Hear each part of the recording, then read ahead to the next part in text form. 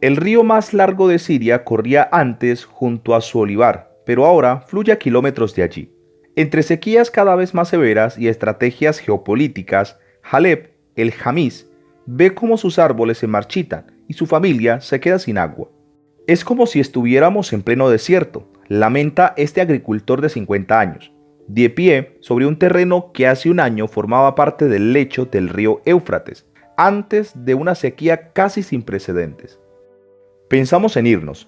Ya no queda agua para beber o regar árboles, explica. Organizaciones internacionales, analistas e ingenieros advierten ante una catástrofe humanitaria inminente en el noreste de Siria, donde la reducción del caudal del río agrava una situación socioeconómica desastrosa tras una década en guerra. Según ellos, el desplome del nivel del agua desde enero amenaza con privar de agua y electricidad a 5 millones de sirios en plena pandemia de coronavirus.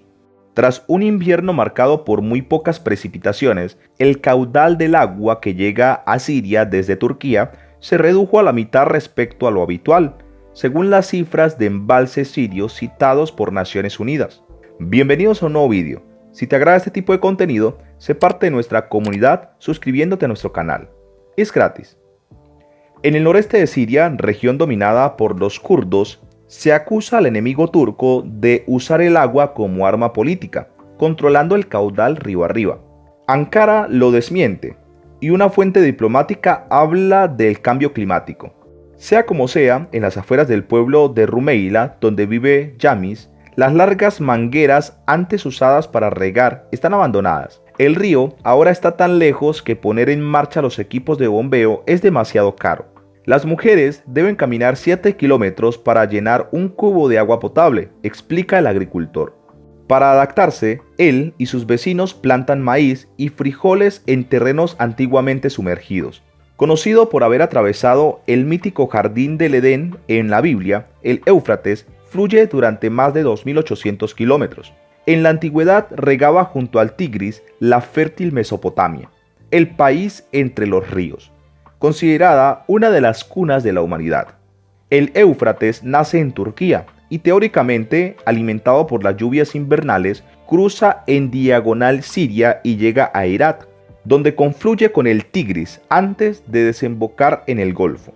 En Siria hace funcionar 3 embalses hidroeléctricas y estaciones de bombeo de agua potable. En la presa de Tisrin, su director Hamun el-Adibin advierte de un descenso alarmante y nunca visto en el caudal, apenas a unas decenas de centímetros del nivel muerte, a partir del que las turbinas ya no producen electricidad. Es una catástrofe ambiental, humanitaria, pero también para la seguridad alimentaria y la producción eléctrica, dice al-Adiji. En el noreste de Siria, la producción eléctrica ya cayó un 70% el año anterior, indica el director de la Autoridad de Energía, Welad Darwish.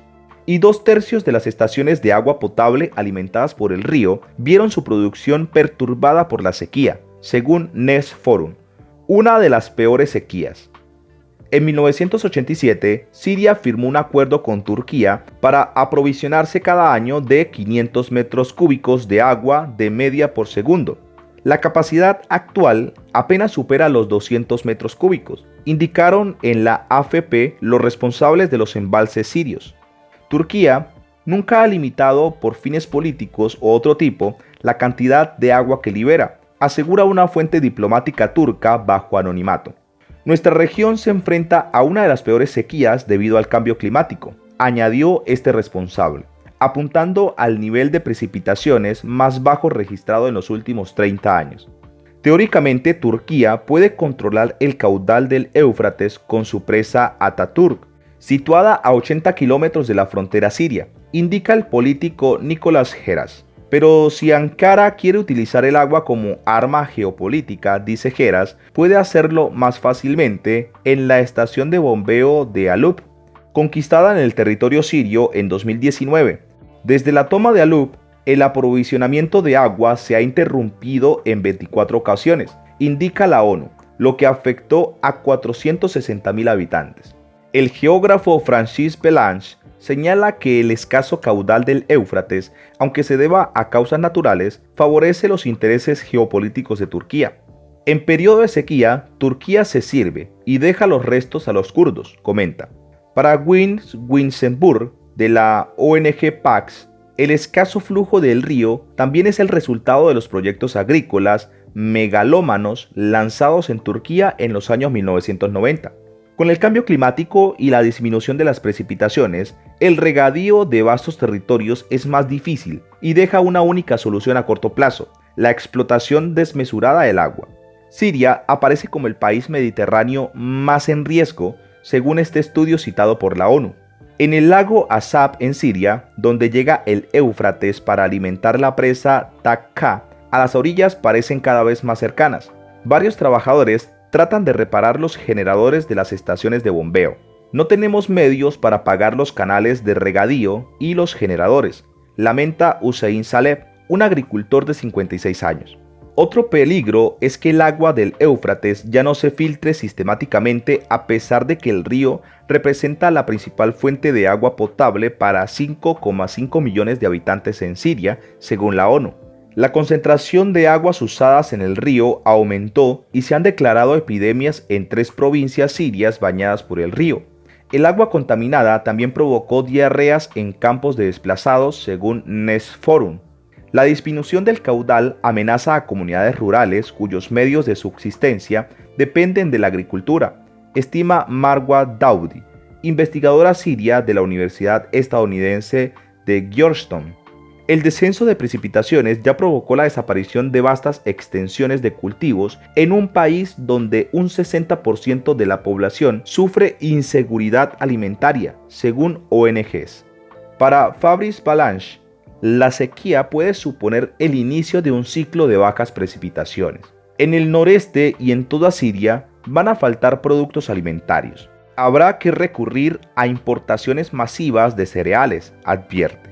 El fenómeno puede afectar también a Irak, fronterizo con Siria, donde 7 millones de personas podrían verse privados de agua, advierte Karl Schembri, portavoz del Consejo Noruego para los Refugiados, que participó en la publicación de un informe sobre la crisis ecológica en estos dos países. Por otra parte, un vídeo que circula en redes sociales del ahora extraseco río Éufrates ha alarmado a más de alguno, aunque hay quienes no creen que esto signifique algo. Con el tiempo que este afluente se ha secado, ha dejado solo tierra y se ven algunos agujeros en el suelo. Uno de los vídeos es de sonidos supuestamente escuchados bajo tierra en lugar de entierro en Irak, donde está la represa del Éufrates. Ante esto y alarmado, un seguidor de estas redes, quien asegura que es autista y se toma las cosas muy en serio, ha entrado en pánico escribiendo en la web que ha estado luchando con la ansiedad religiosa de los últimos tiempos. Desde que comenzó la pandemia, la gente ha estado inundando las secciones de comentarios en estos vídeos, diciendo que la profecía bíblica se está cumpliendo y que Jesús viene pronto. Continúa: debido a que soy autista de alto funcionamiento, soy bastante vulnerable a estas cosas. Lo he sido durante los últimos años y solo quiero vivir una vida en la que no corra la amenaza de ir al infierno por no creer en Dios. También dicen en el Islam que se revelará una montaña de oro y que los musulmanes no pueden tocarla. Los cristianos, al menos en cierta cantidad, creen que 4 ángeles caídos serán liberados por Dios cuando el Éufrates se seque, lo cual ha sido durante el último año más o menos. Además, sospecho que también se debe a mi autismo. Me cuesta saber qué está bien o mal en términos de religión. Así continúa preguntando y pidiendo ayuda de qué creen al respecto en uno de sus vídeos, que dice él mismo no parece doblado ni editado, pero en su mente parece estar de acuerdo con la mayoría. ¿Será que los sonidos provienen realmente del interior de la Tierra? ¿Será una señal del fin del mundo? ¿Serán los ángeles caídos que saldrán según lo predice el Apocalipsis? Por otra parte, la ONU advierte que para el año 2050 la demanda mundial de agua dulce crecerá en más del 40% y factores como el cambio climático y una mala gestión del recurso intensificarán las disputas por el agua. De no revertirse la tendencia, por lo menos una cuarta parte de la población mundial vivirá en países con una falta crónica o recurrente de agua potable, especialmente en la región de Oriente Medio. El conflicto por la gestión del agua en los ríos Tigris y Éufrates ponen de manifiesto la importancia de cooperar y gestionar bien este recurso transfronterizo. Los tres países han priorizado sus intereses de manera unilateral, hecho que ha obstaculizado un acuerdo entre las tres partes para abordar el conflicto. La cuestión sobre la regulación del uso de los recursos hídricos de la cuenca está vinculada a la desintegración del Imperio Otomano. La división de este significó el fin del control del recurso por una autoridad y quedó dividido en los nuevos estados de Turquía, Siria e Irak. A partir de los años 20, Turquía, país geográficamente privilegiado por situarse en el origen del río, construyó un elevado número de presas. Entre 1923 y 1950 construyó 3 presas. En la década de los 50 otras 10 y ya para los años 90 el número se elevó a 140. Después de China, Turquía es el país con mayor número de presas construidas. A partir de aquí, se ha ido aumentando la competencia por el agua, a medida que construían presas para protegerse de las inundaciones y hacer frente a las sequías. Entre las más destacadas se encuentran las presas de Keban, Takba en Turquía y Siria, y las presas Kakaya y Adita construidas en Turquía e Irak respectivamente. El principal problema fue que ninguno de estos proyectos se realizó con una coordinación oficial entre sí, ni con reconocimiento de los derechos de agua transfronterizos. Por otro lado, una serie de factores externos también han jugado un papel importante a la hora de intensificar la disputa. En primer lugar, el hecho de que Turquía se unió a la OTAN, mientras que Siria e Irak mantuvieron lazos con la URSS, aumentó la tensión en cuanto a su gestión. Como segundo factor, cabe destacar las discrepancias entre las partes en cuanto a la PKK y la disputa territorial de la provincia de Hatay. Es evidente que el agua en estos ríos juega un papel importante en la economía y la subsistencia de estos países, dado que son utilizados para el suministro, la agricultura y la producción energética.